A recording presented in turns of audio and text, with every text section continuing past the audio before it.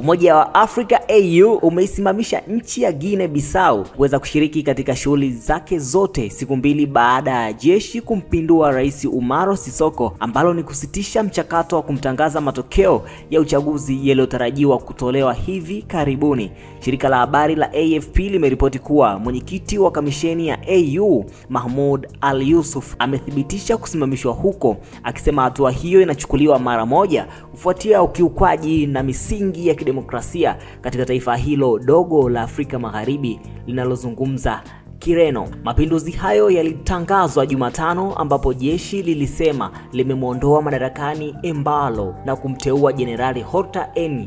Tamba alikuwa mkuu wa majeshi kuwa rais wa mpito katika kipindi cha mwaka mmoja. Embalo, ambaye awali alikamatwa na wanajeshi, alifanikiwa kukimbilia nchi jirani ya Senegal siku ya Alhamisi. Kwa upande mwingine, mgombea wa upinzani wa urais Fernando Diaz alisisitiza kuwa ndiye mshindi wa uchaguzi. Aliambia AFP kuwa yuko salama na anajificha ndani ya Guinea Bissau. Mapinduzi hayo yamekosolewa vikali kimataifa na katibu mkuu wa Umoja wa Mataifa Antonio Guterres alilaani hatua hiyo kama ukiukwaji usiokubalika wa misingi ya kidemokrasia. Jumuiya ya Kiuchumi ya Afrika Magharibi ECOWAS nayo imesimamisha Guinea Bissau kushiriki katika vyombo vyake vyote vya kufanya maamuzi. Guinea Bissau sasa inaungana na mataifa mengine yaliyowahi kusimamishwa na AU kutokana na mapinduzi, ikiwemo Mali, Burkina Faso, Niger, Sudani na hivi karibuni Madagascar. Hata hivyo, vikwazo dhidi ya Gaboni iliyopinduliwa mwaka 2023